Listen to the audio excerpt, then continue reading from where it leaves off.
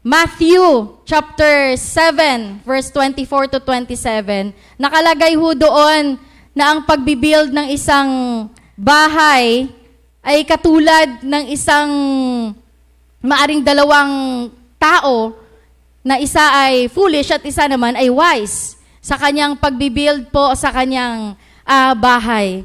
So, kung tayo po ay nahalintulad doon sa isang foolish, ang isang tao po ay nagiging foolish kapag ibinild niya ang kanyang bahay sa isang buhangin.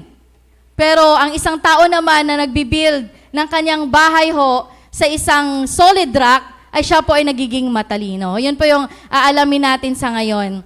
So sabi nga po sa James chapter 1, verse 22 to 24, sabi ho dito, "But be doers of the word, and not hearers only, deceiving yourself, for if anyone is a hearer of the word, and not a doer, he is like a man observing his natural face in a mirror, for he observes himself, goes away, and immediately forgets what kind of man he was." Sino dito kanina na umalis sa kanyang tahanan ay nanalamin? Yan, lahat ho tayo, ano? Tinitingnan natin ating mukha. Sino ngayon ang nakakaalala kung anong mukha niya kanina? Maaring wala ho sa atin ang nakalala kung anong nagiging mukha natin pagtingin natin sa salamin. Kaya dito ho, binasa natin sa Book of James chapter 1, sabi ho dito, "But be doers of the word." Kailangan daw po, ang mga salita ng Panginoon ay ating ginagawa. Kailangan maisagawa natin. And not only hearers, hindi lang yung ating napakinggan, sapagkat kung atin lamang itong napakinggan, ay dinadaya natin ating mga sarili. And for if anyone, a hearer of the word and not a doer, katulad siya ng isang taong nanalamin at nakita ang kanyang natural face kanina, for he observes himself, goes away, at sandali lamang ay nakalimutan niya na ang kanyang itsura. Ganun po ay nahalintulad ang mga taong nakinig ng salita ng Diyos, ngunit hindi po ito isinasagawa. We are only a hearer. Sabihin natin, hearers. So whenever we do not practice what we profess to believe, then we allow deception to rule our lives. Kung hindi pala natin pinapractice yung ating mga narinig, dinadaya natin at hinahayaan natin na yung deception, yung siyang maghari ho sa ating mga buhay. So kung isang tao forgets what kind of man he was, it means that he does not know who he is or what God made him to be. Kapag ikaw, hindi mo pinapractice ang salita ng Diyos, katulad ka ng isang tao na hindi mo alam kung sino ka at kung ano ang pagkalikha, pagkatawag ng Panginoon sa iyo. It means you cannot identify yourself, and therefore you cannot identify God's mission and purpose for your life because you are not aligning yourself with practicing in God's Word. Ay, ganun pala. Ha? Kapag hindi pala natin na i-practice o na isagawa yung salita ho ng Diyos, ay hindi ho natin alam. Nakatulad ho tayo sa isang tao na nakalimutan na niya sa kanyang buhay kung bakit siya nilikha ng Diyos. Kung bakit siya nandito sa mundong ito. Kung ano nga ba ang purpose, ano nga ba ang mission niya sa kanyang buhay. It's ang gauge ito kung hearers ka lang. Ang mga hearers do not know who they are in Christ. Hindi alam ng mga tagapakinig lang at hindi isinasagawa kung ano yung standing nila sa Panginoon. They have no attention to obey the Word of God. Wala kang intensyon, wala kang interest man lang, willingness na sundin yung salita ng Diyos. Kung ikaw ay hearer, you have no any intention to fix an ungodly blemish in their own life, in your own life. Wala kang intensyon na ayusin ang anumang makamundong bagay na ginagawa mo dito sa mundo. Blemish sa iyong buhay. Kung ano man ang kasalanan, wala kang balak na alisin sa buhay mo. Kasi hindi mo pinapractice. Tagapakinig ka lang.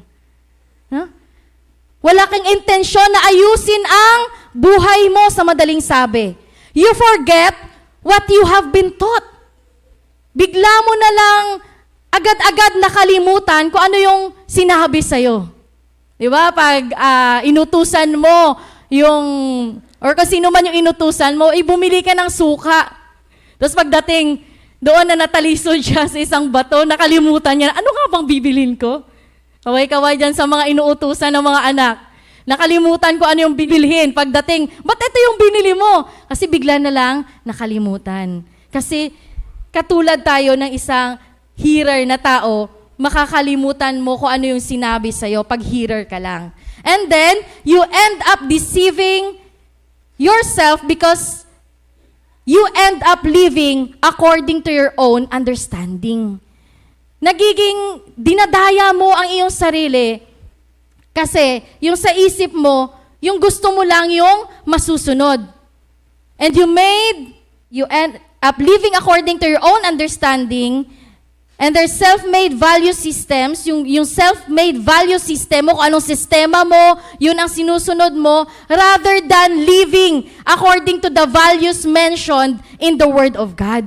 Mas pinipili mong sundin kung ano yung sarili mong kalooban, sarili mong kagustuhan, rather than the Word of the Lord na sinasabi sa'yo. In short, ayaw mo talagang magpaturo, ayaw mo talagang magbago. Kaya nanatili siya na pinapakinggan mo lang lalabas dito sa kabilang tenga. Ganun po ang mga hearers lang. Yung mga tagapakinig lang na hindi ginagawa. Ang sabi nga ho sa Matthew chapter 7 verse 26 to 27, but everyone who hears these words of mine and does not put them into practice is like a foolish man who built his house on sand. The rain came down, the streams rose, and the winds blew and beat against that house, and it fell with a great crash. Katulad din po sa isang foolish man, ay siyang nakikinig lang at hindi ginagawa, na isang foolish man na siyang nagtayo ng kanyang bahay sa isang buhanginan at sandali lamang na umulan, bumagyo, nahanginan, yung bahay na yon na kanyang itinayo ay magigiba. Magigiba po siya. Kapag hearers ka lang, you place your confidence in yourself. Kung anong alam mo, yun lang ang alam mo. You easily destroyed and lose hope. Konting trials, konting krisis, konting pagsubok lang sa buhay mo, ang bilis mong bumitaw. Ang bilis mong mawala ng pag-asa. Ang bilis mong huminto, gumive up, hindi na nag-church, hindi na nag-attend sa life group. Ang bilis mong sumuko, kapatid. Bakit? Nakikinig ka lang at hindi mo pinapractice yung salita ng Diyos. You easily destroyed. Ang bilis mong mawala ng pag-asa. Ang bilis mong mag-give up dahil wala kang pundasyon. You have no foundation that holds you up through the storms. Wala ka kasing kinakapitan. Kaya ang bilis mong bumitaw. Ang bilis mong manghina. Dahil wala kang kinakapitan. Wala kang pundasyon. Katulad ng isang bahay na itinayo sa buhangin. Walang matibay na pundasyon. Sabihin nga ho natin, pundasyon. Ayan. You have no foundation na siyang hahawak sa'yo kapag dumating yung krisis, dumating yung mga trial sa buhay mo na manatili kang matatag. Kaya bigla kang nagiba. Ganun mo na lang binitawan at iniwan ng Panginoon dahil wala ka sa Panginoon. Dahil hindi mo pinapractice ang salita ng Diyos. Hindi mo sinapamuhay. Hindi mo isinasagawa.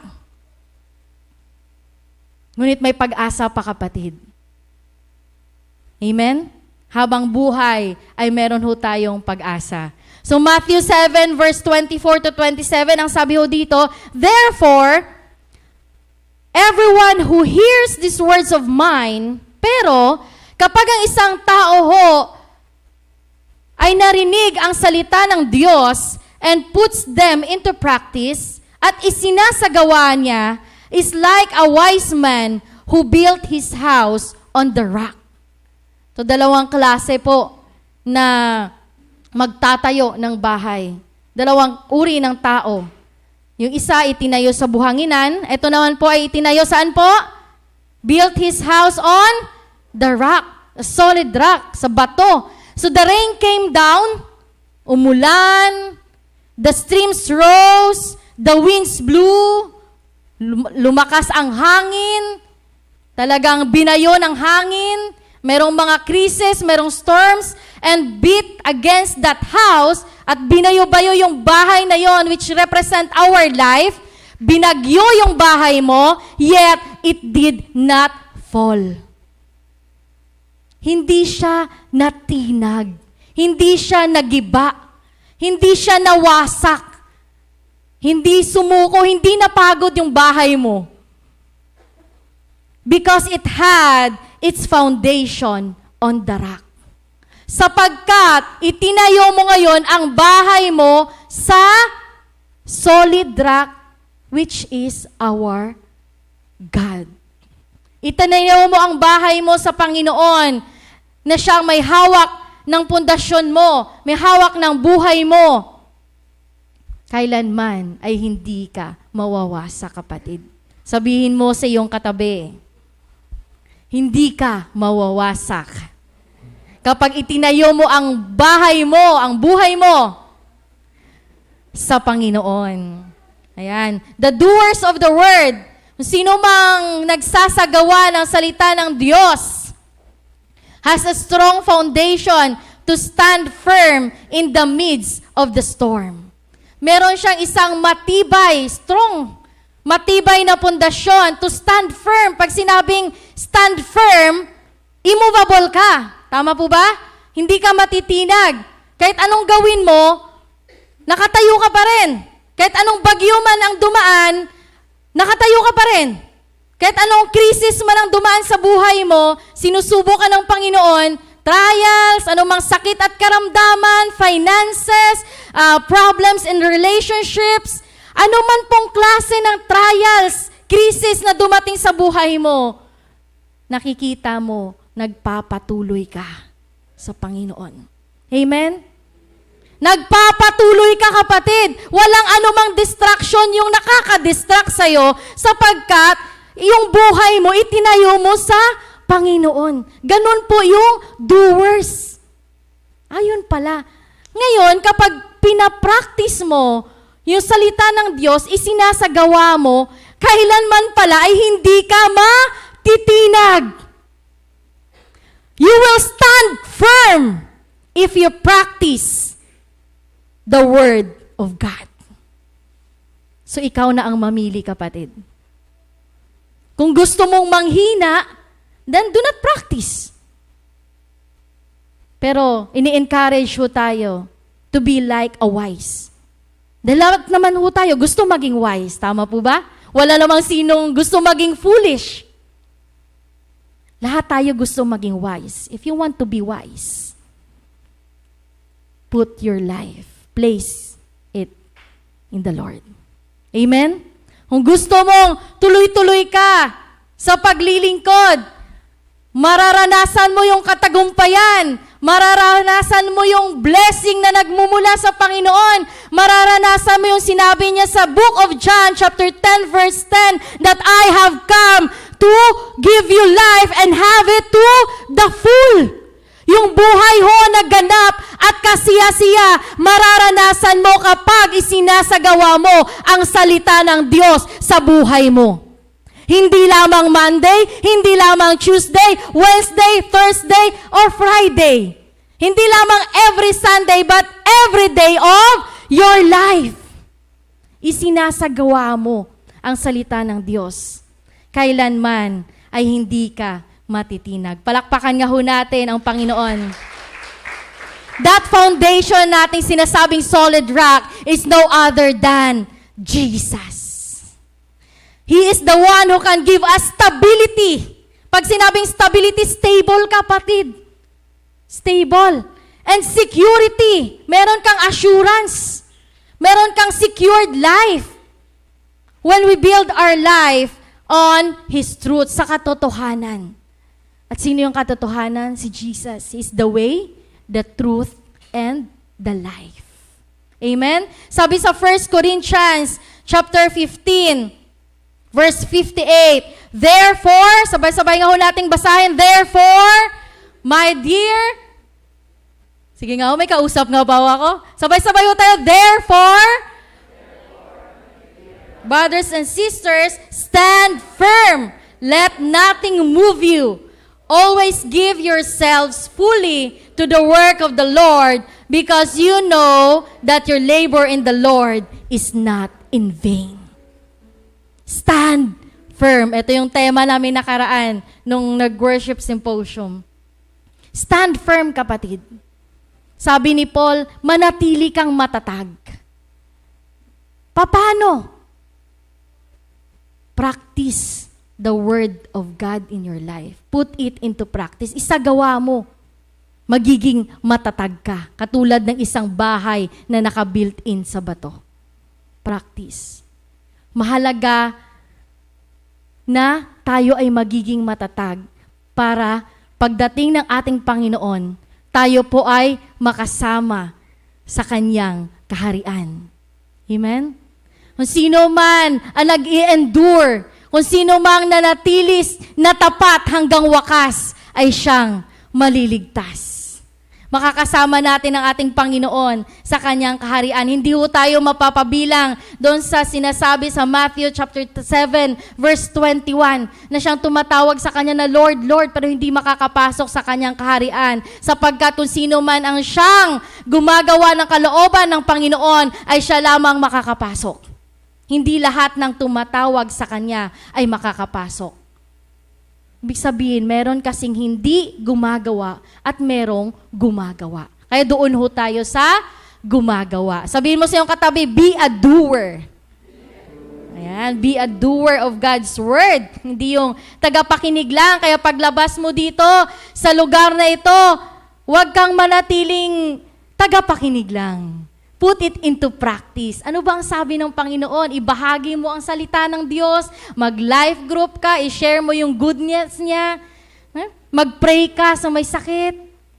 Lahat ng salita na narinig mo sa Panginoon, lahat ng Kanyang utos ay gagawin mo dahil hindi ka mananatiling tagapakinig lang. Amen? How to stand firm?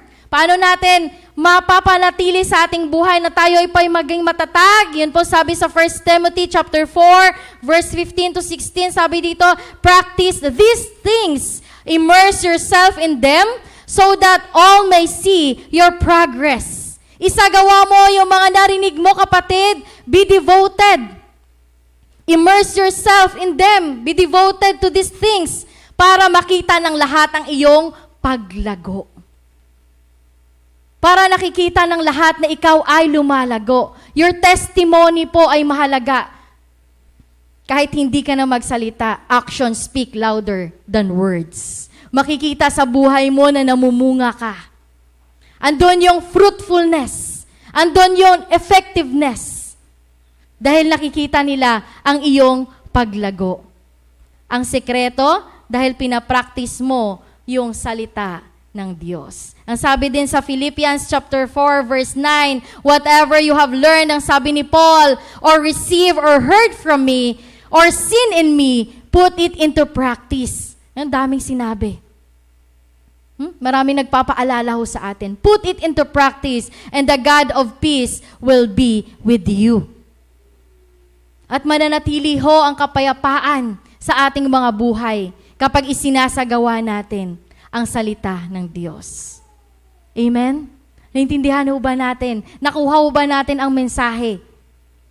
Na isagawa natin ang salita ng Diyos para ho tayo'y maging matatag at hindi ho tayo mawawala ng pag-asa. Dahil ang pinakamasakit ho na mangyari sa buhay ng tao ay yung nawalan ka na ng pag-asa. Pagising mo sa umaga, wala ka ng pag-asa. Maraming mga tao na buhay nila ay kinitil na nila. No? Nagpapakamatay dahil po nawala na ng pag-asa. Na dapat sana ito yung mangyari. Kasaganaan, ngunit nawala na yung pag-asa. Yun po ang pinakamasakit na mangyari sa isang tao ay yung mawalan ka po ng pag-asa. Kaya po yung tema natin, persistent hope. Yung tuloy-tuloy na pag-asa. Yung hindi ka natitinag, continuous. Pag sinabing persistence, tuloy-tuloy ka, kapatid. Yung pag-asa mo hindi natitinag. Yung pag-asa mo na natiling matatag. Kasi andun yung kapayapaan na ibinibigay ng Panginoon sa ating buhay. Amen? Palakpakan nga ho natin ang ating Panginoon. Ngunit, meron pong hadlang minsan kung bakit hindi na isasagawa ng tao yung salita ng Diyos. Ano ba sa tingin nyo yung problema? Ano nyo sa tingin yung hadlang kung bakit maraming tao ang hindi nakakagawa ng salita ng Diyos? At napabilang doon sa Matthew chapter 7 verse 21. Na tumatawag naman kami, Panginoon, Panginoon, ngunit hindi pa rin makakapasok sa kanyang kaharian. Ano nga ba ang hadlang? Bakit hindi na isasagawa at nanatili lamang na tagapakinig o narinig lang, nawala ng bigla? Alam niyo po ba kung ano yung hadlang? O yung dahilan kung bakit nanatili ang tao doon sa nakikinig lang at hindi ginagawa?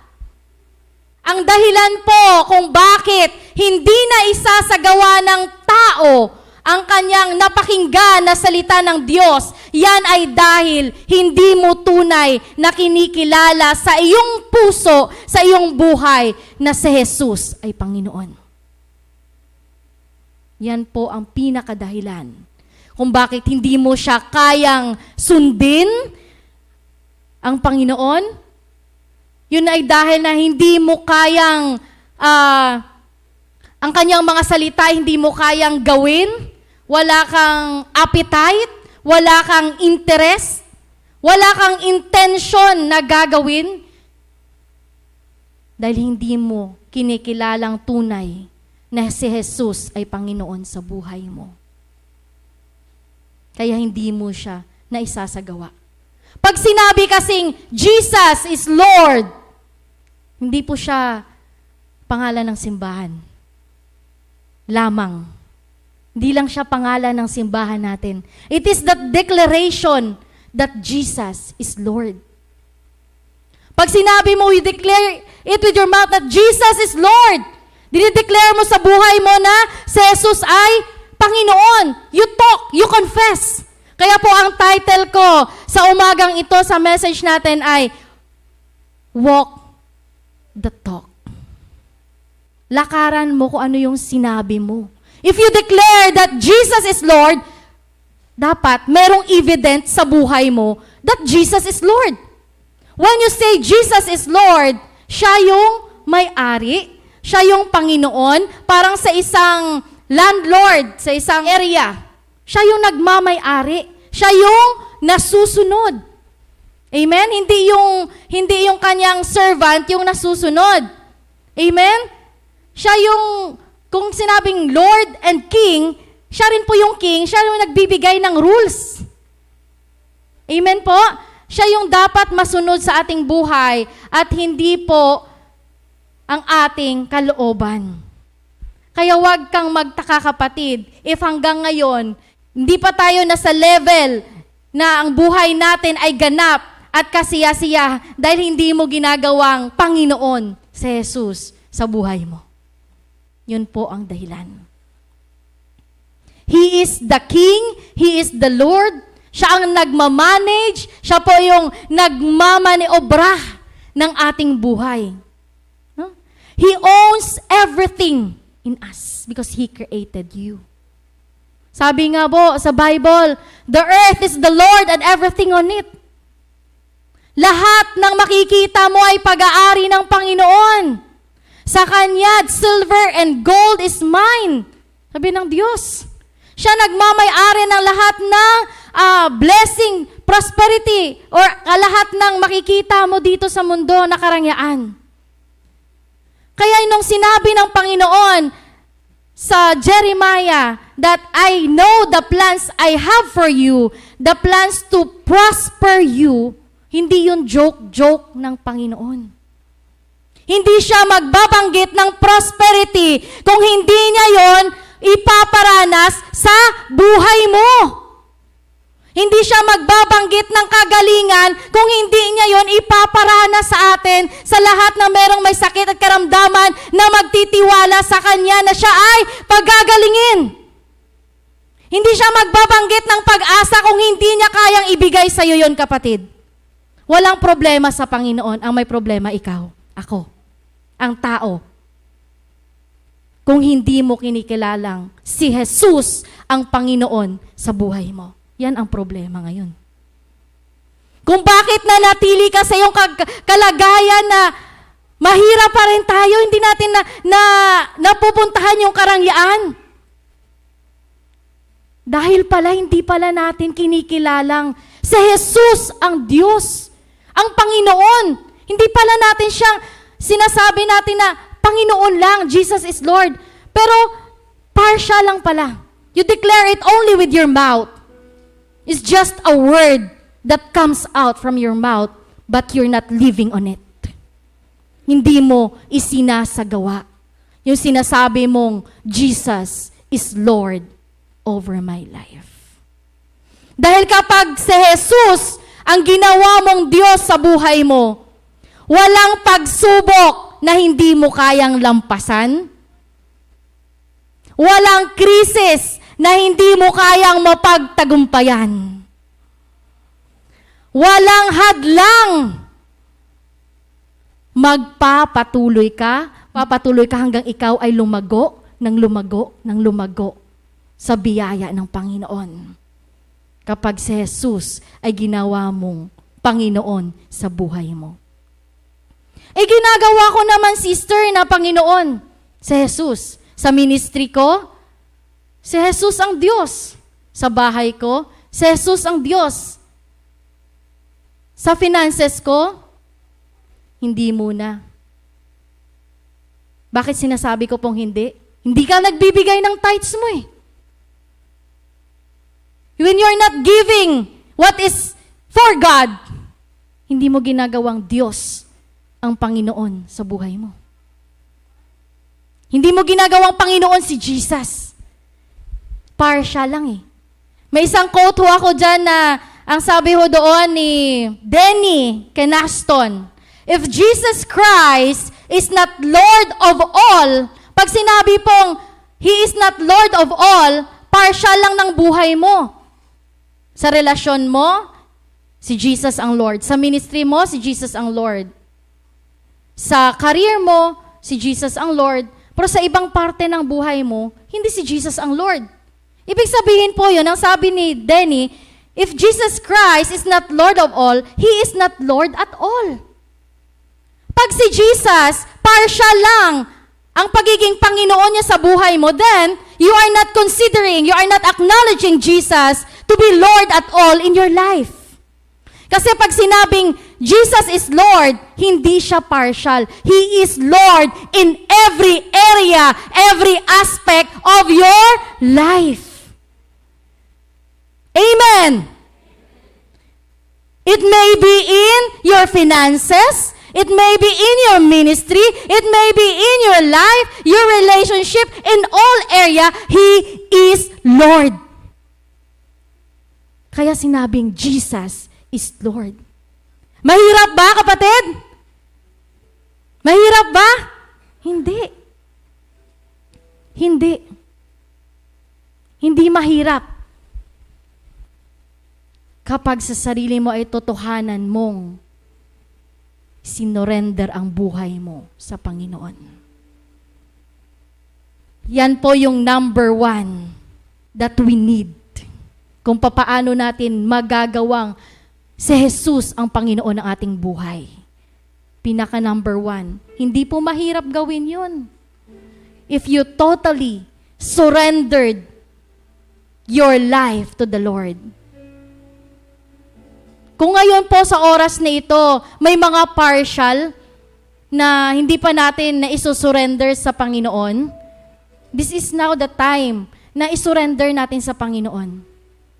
Tulad nga ng nabanggit ko kanina, God wants us to live a life to the full. Pero bakit, Panginoon, nanatili ako sa ganitong kalagayan?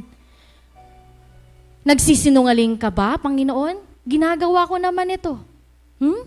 Talaga ba? Sapat na ba yung ginawa mo? Baka hindi kasi sapat yung ginawa mo. Naakala natin may nagawa na tayo sa Panginoon. Yung pala, hindi pala sapat yun. Sinurrender ko naman, Lord, Sabihin ni Lord sa atin, talaga ba? Talaga bang sinurrender mo na?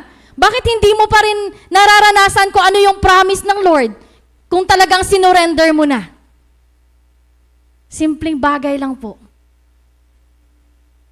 Ibig sabihin, kapag naranasan mo na kung ano yung pinanghahawakan mong pangako ng Diyos sa buhay mo, andun ka na sa level na pinapractice mo, isinasagawa mo, sinurrender mo, at ginawa mong Diyos, ginawa mong Panginoon si Jesus sa buhay mo. Amen. Kaya ito po ngayon yung 3 bagay lang po ito, kapatid, na gagawin natin. Para po maranasan natin ang sinasabi ng Panginoon, a life to the full. Yung buhay ho na ganap at kasiya-siya. Lahat po tayo gustong sumagana. Amen po ba? Lahat tayo gustong mag-prosper kasi saan pa natin gagamitin yung word na prosperity kung doon na tayo sa heaven at patay na? Di ba? Yung dito tayo sa earthly lives natin, yung plano ng Diyos na sumagana tayo. Yung prosperity, kaya nga niya nga nabanggit Kaya nga sinasabi, for I know I have the plans for you to prosper you and not to harm. Kaya niya binanggit yung word na prosper. Para dito pa lang, sa earthly lives, makikita yung buhay natin na sumasagana. Sumagana. Dito pa lang sa earthly lives, naranasan na natin yung buhay na ganap at kasiya-siya. Dahil syempre sa langit, pag doon na tayo, talagang buhay na ganap yon at kasiya-siya, di ba? Kasama natin ang Panginoon. Pero when it comes to our earthly life, yung buhay talaga na ganap at kasiya-siya, yun ang plano ng Lord sa atin. Walang ama ang gustong makitang naghihirap ang anak niya. Amen ba? Sa mga magulang? Kahit nga kapatid mo o basta mahal mo sa buhay, kahit kaibigan mo, hindi mo siya gustong makitang naghihirap Ayaw mo na manatili ka, kaya nga nag-a-advise ka, kapatid, etong gawin mo, magtipid ka muna, gumawa ka ng ventures, sabay-sabay tayo. Nag-a-advise ka sa mga mahal mo sa buhay dahil gusto mo silang maranasan yung kasaganaan na hindi tayo mabankrupt. Yung hindi tayo malagay doon na lugmok tayo sa kahirapan. Nag-a-advise tayo sa mga mahal natin sa buhay. Walang sino man ang gusto na makikita mong naghihirap ang mahal mo sa buhay. What more is the Lord? What more is your God who created you? Siguro isip ng Panginoon, I did not created you. Hindi kita nilikha para maghirap ka. I created you to be the head and not the tail. I created you and I have the plans to prosper and not to harm. The plans to give you hope and a future. I created you to be a leader. I created you to be a Lord. Yung small letter L na Lord. Because He is our Lord. The Lord of Lords is Jesus. Tayo yung Lords. The King of Kings. Tayo yung Kings na maliit lang na K. Dahil siya yung malaki. King of Kings natin si Jesus. We are the Kings. And we are the Lords. He is the Lord of Lords. Naunawaan niyo po ba ako? Now, kung tayo nasa kingdom ng Panginoon that we are the Lord of Lords, which is Jesus, dapat we are of the same mind of Him. Kung ano yung kaisipan ni Jesus, dapat yun din yung maging kaisipan natin. Amen? Di ba po, sa isang magulang, kung yun yung kaisipan mo, tuturuan mo yung anak mo na maging ganito ka anak. Ganito ang gawin mo. Para magtagumpay ka sa buhay. Ganito yung mga bagay na dapat mong gawin. Pag-aralan mo yung ganito, itinuturo mo sa kanya. Because you want him or her to be like you. Di ba? Yung mga mini-me. Di ba po? Sa mga anak. Or sa mga anak lang na gusto niya I want to be like my mother. To be like my father. Di ba? Yung nagiging modelo mo yung nanay at tatay mo. Gusto mo maging katulad mo siya. Now, if you want to be a model to your own child, you are of the same mind of Him. Kailangan maituro mo sa kanya. Ngayon, ano yung maituturo mo sa kanya kung hindi mo naman pinapractice yung salita ng Diyos? Amen! Kailangan maituro mo sa kanya, makikita niya rin sa buhay mo, kahit hindi mo sabihin, na pinapractice mo yung salita ng Diyos. You have to be of the same mind. We have to be of the same mind of God. Si Jesus. Who is Jesus? Sino nga ba ang Panginoon? Ano yung attitude ng Lord? Compassionate siya eh. You should be compassionate.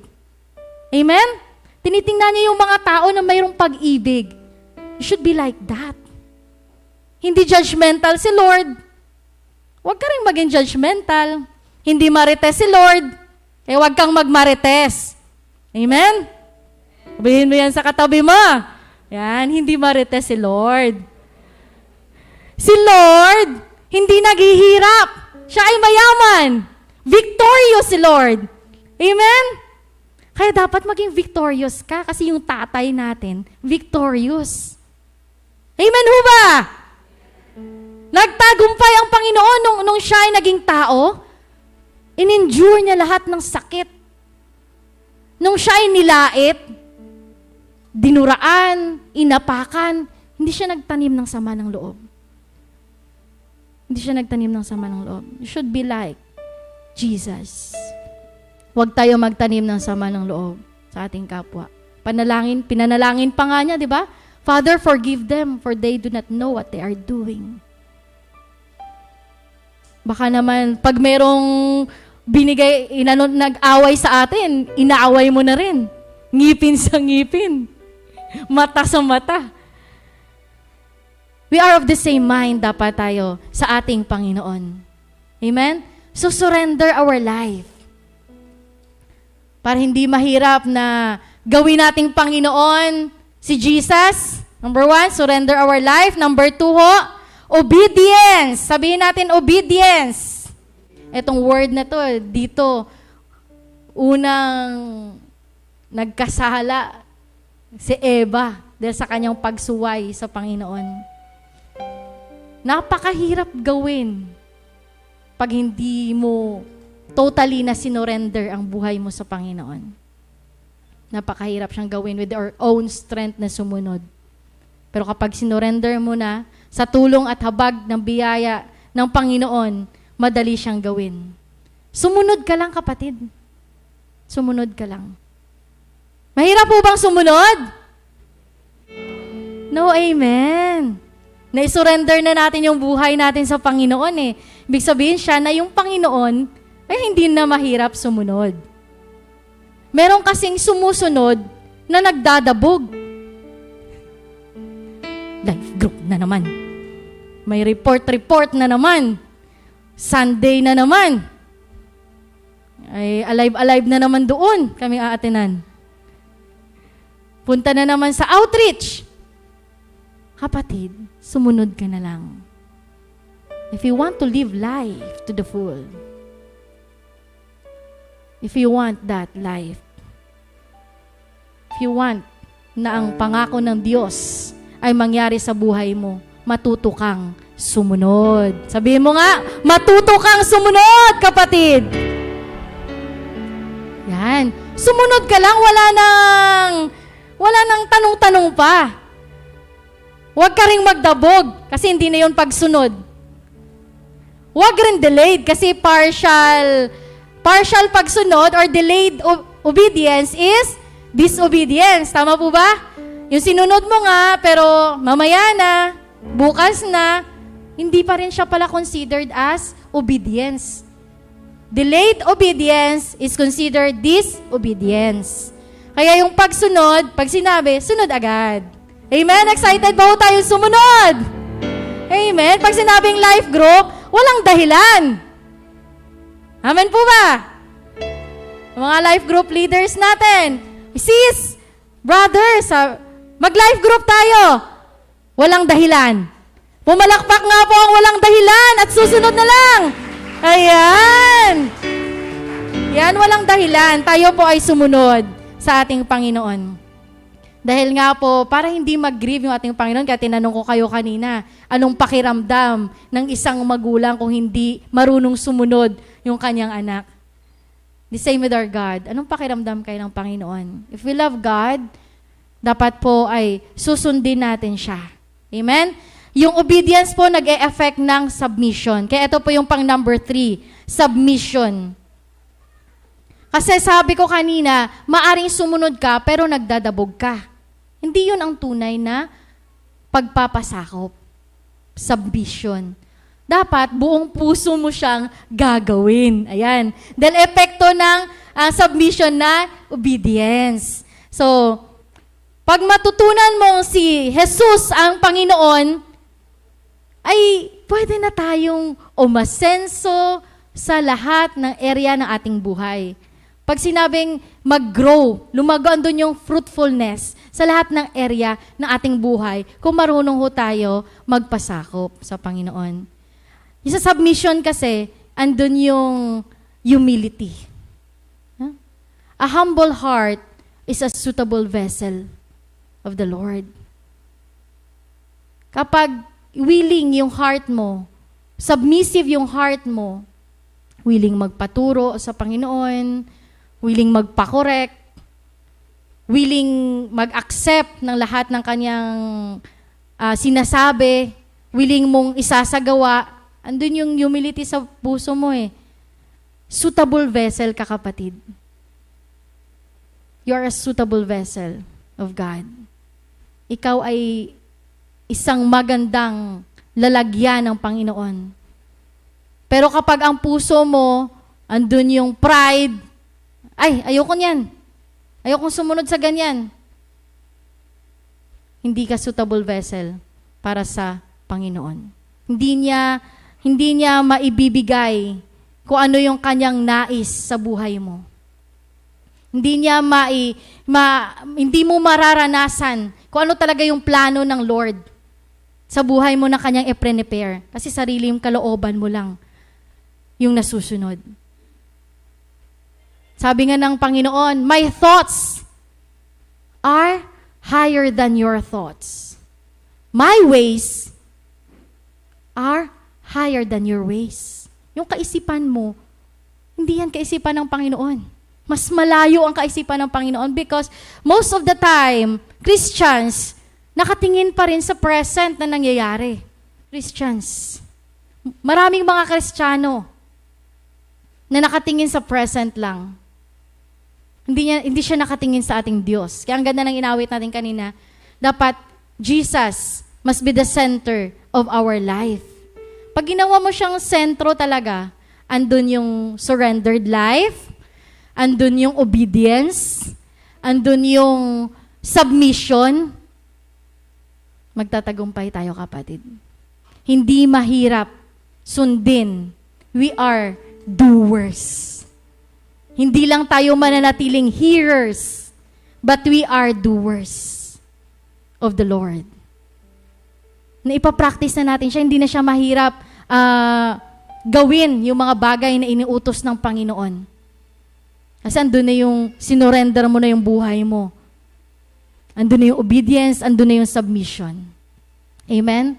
So kung sino man po sa atin ngayon, ang gustong maranasan sa buhay niya na andun yung fruitfulness.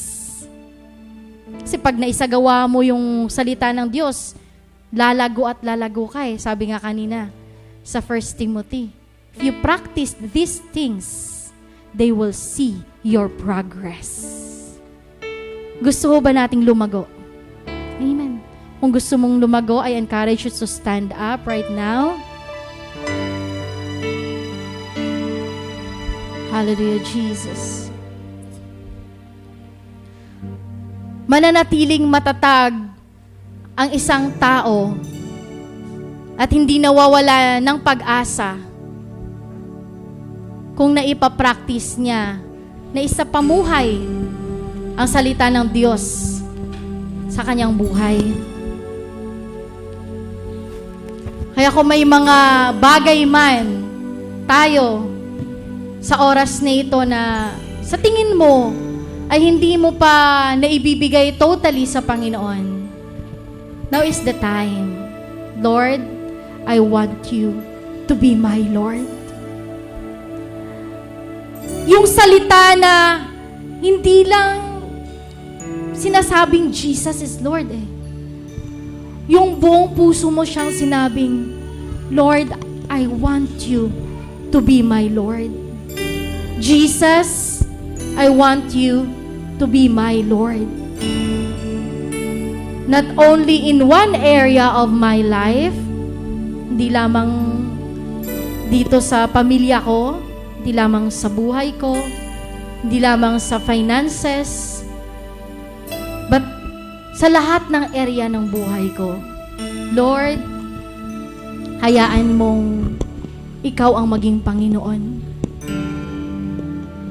Dahil kapag sarili mo lang, kapatid, ay wala ho tayong magagawa. Apart from God, you can do nothing. Mabilis ka lang bumitaw. Yung pag-asa mo, madaling mawala yan. Madali kang susuko. Madali kang gumive up sa mga bagay dito sa mundo. Hindi tayo exempted sa anumang pagsubok. In this world, you will face many troubles. But take heart. Take heart. Sabi ng Panginoon, I have overcome the world. Napagtagumpayan ko na ang lahat ng yan. All we need to do is to surrender our life into Jesus. All we need to do is to obey God. Sumunod tayo, kapatid. All we need to do is to submit to God. Magpasakop tayo sa Kanya. Panginoon, hindi namin to kayang gawin. Hindi ko to kayang gawin, Lord, nang ako lang nag-iisa. Hindi ko kayang lampasan yung mga problema na to, yung krisis na to na dumarating na hindi pa natatapos. Yung isa, may isa na naman. Yung kapos ako sa ganitong bagay, hindi man lang ako lumalago. Hindi ko to kaya, Panginoong, gawin kung ako lang mag-isa. Kaya iniimbitahan ko po, Panginoon, na ikaw po ang maging Panginoon ng buhay ko para lahat ay kayang gawin, lahat ay kayang harapin. Yes, into your hands we commit again, Lord God. Let us commit our lives unto the Lord right now. Yung totohanan po, Huwag ho tayong papayag na lalabas tayo sa lugar na ito na hindi mo man lang na fully surrendered yung buhay mo sa Panginoon. God is with us in our midst at nakikinig ho siya. Nag-aantay ang Panginoon na lumapit tayo sa Kanya ng buong puso. Nag-aantay ang Lord na isurrender mo yung buhay mo sa Kanya because God is excited to do His plans for your life. If you are excited to live a life that is full, God is so much excited. More na maibigay niya kung ano po yung plano. Makita niya ang anak ko, I am proud of my son, my daughter. Yung anak ko na ito nagtagumpay. Yun ang gustong mangyari ng Panginoon sa bawat isa ho sa atin. Yung magtagumpay tayo sa lahat ng ating pinagdadaanan. Dahil ayaw ng Diyos na mapabilang ho tayo doon sa dagat-dagatang apoy. Gusto ng Panginoon na mapabilang tayo sa Kanyang kaharian. That's why He gave Jesus. Kaya nga po binigay niya Kanyang bugtong na anak sa iyo, kapatid. Just because He wants to save you. Ganun ho tayo kamahal ng ating Panginoon. He wants to save you. And all He needs is to commit your life truthfully. Commit your life to the Lord. Surrender your life to God. Oh, hallelujah. Repent and surrender your life to God. Oh, hallelujah, Jesus. Sino mang nagnanais, may surrender muli ang ating mga buhay sa Panginoon. Can we make a simple prayer? Oh, hallelujah. Mari sundan niyo lamang po ako, Panginoong Jesus. Ako po ay nagkasala sa iyong harapan. Ako po ay nagkasala sa iyong harapan.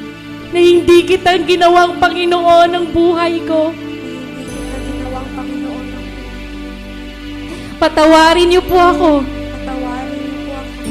At humihingi ho ako ng pagkakataon Humihingi po ako ng pagkakataon na minsan pang linisin ang aking puso na minsan panglinisin ang at ayusin ang aking buhay. at ayusin ang aking buhay. Mula ngayon, Mula ngayon, kinikilala kita kinikilala kita bilang aking Panginoon bilang aking Panginoon at sariling tagapagligtas. at sariling tagapagligtas. Pumasok ka sa aking puso Pumasok ka sa akin at isulat ang aking pangalan at isulat ang aking sa aklat ng buhay. sa aklat ng buhay. At mula ngayon, Mula kasama sa aking paglakbay, sa aking paglakbay, sa lahat ng aking tatahakin sa lahat ng aking dito sa mundo, dito sa mundo, at magkakaroon ng katagumpayan sapagkat ikaw ay nangako sapagkat ikaw na ako'y laging sasamahan ako ay lagi at hindi iiwan. at hindi iiwan. Sa lahat to ng totohanan tumanggap sa ating Panginoon,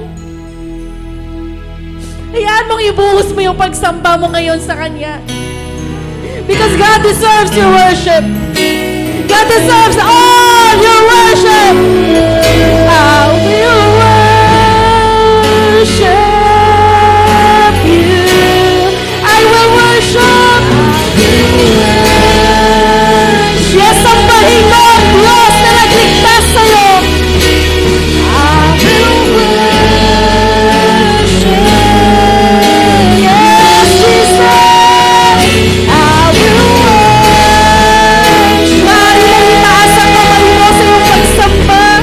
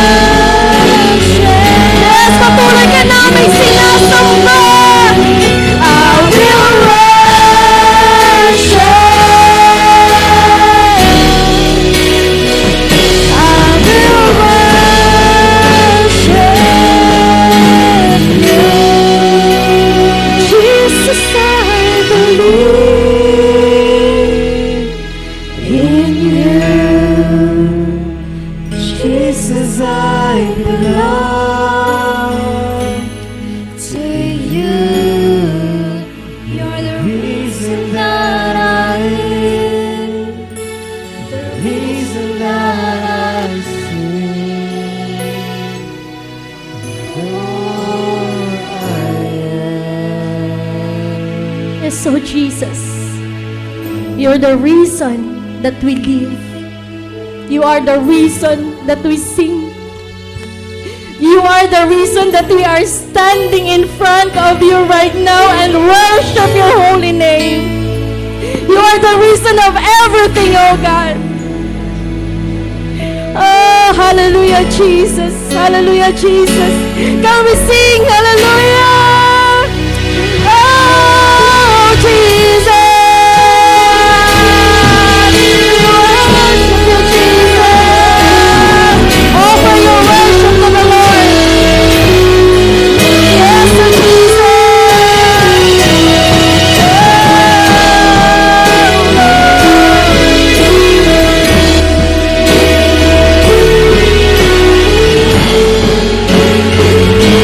Yes, oh Jesus, hallelujah. We praise you, Abba Father. We praise you, Abba Father. Kulang ang bawat salita, Panginoon, lahat ng awit na ito para maibigay namin sa iyo ang nararapat na pagsamba. Kulang ang pagtaas ng kamay o kami man ay lumuhod sa iyong harapan upang ipakita sa iyo ang aming pag-ibig sa iyo at ang aming pasasalamat. Kulang ang pagpapalakpak ng kamay, Panginoon, para sabihin namin ikaw ang Diyos at kami po'y nagpapasalamat sa iyong kaligtasan. Kaya sa oras na ito, Panginoon, nakikita mo po ang puso ng bawat isa. Ang bawat puso, Panginoon, na tumanggap sa iyo, nag-surrender ng buhay, nangangakong susunod sa iyo, nangangakong magpasakop sa iyong kalooban. Nakikita mo, Panginoon, ang lahat ng ito. And right now, be ready to receive the victory, the blessings, the healing, the deliverance that comes from the Lord Almighty.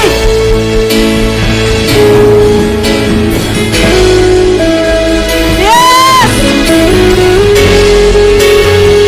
We receive it right now in the name of Jesus. In the name of Jesus. We receive it, Lord. We receive your promise. We receive, oh God, the victory. Ang lahat, Panginoon, na may sakit at karamdaman ay patuloy, Panginoon, na gagaling na, oh God. Ang lahat, Panginoon, ng kapos sa finances, bankrupt, Panginoon, prosperity is on your way. We declare it, oh God, and we receive it.